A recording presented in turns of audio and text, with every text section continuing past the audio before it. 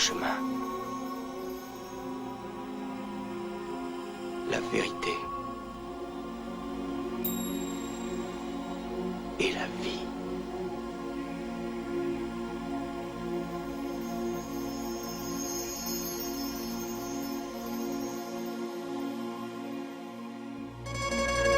Nous, grains de sable, fais-tu emporter par l'homme.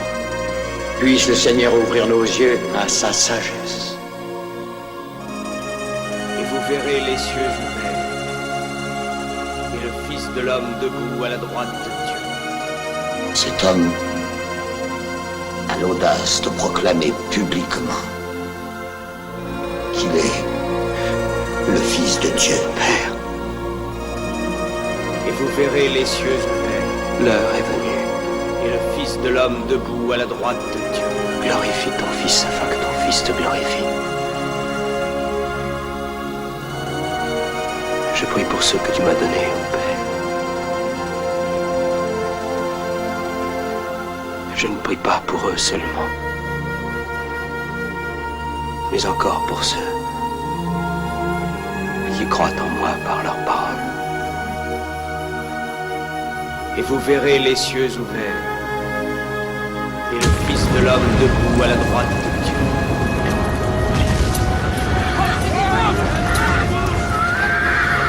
Et vous verrez les cieux ouverts, et le Fils de l'homme debout à la droite de Dieu.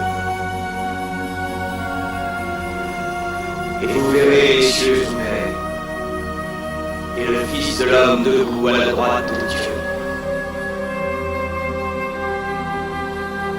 Repentez-vous et croyez en la bonne nouvelle.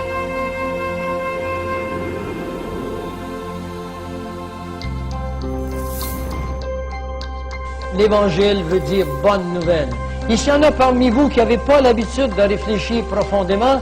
Ici, la parole de Dieu nous dit que ça, c'est une bonne nouvelle. Je voudrais que vous sachiez que c'est parce qu'il y a une mauvaise nouvelle.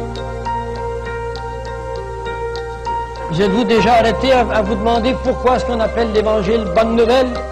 Mais c'est parce qu'il y a une mauvaise nouvelle. La mauvaise nouvelle, c'est que tout homme, quand elle arrive au monde, est un fils d'Adam. Et à ce titre de fils d'Adam, tout homme est pécheur, séparé de Dieu.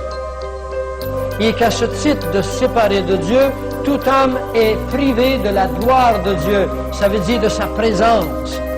Ou autrement dit, tout homme est privé du ciel. Ça, c'est une très mauvaise nouvelle.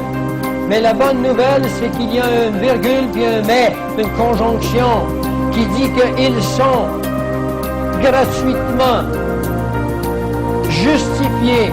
Vous pouvez être justifié face à Dieu ce soir. Et gratuitement, vous n'avez pas à me payer pour ça, ou à payer une dénomination quelconque. Vous pouvez être gratuitement rendu subitement juste aux yeux de Dieu, en vertu de deux choses.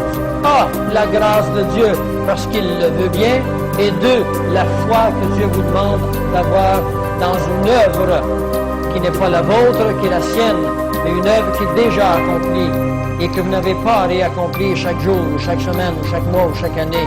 Elle est accomplie une fois pour toutes, nous dit Hébreux 10. Repentez-vous et croyez en la bonne nouvelle.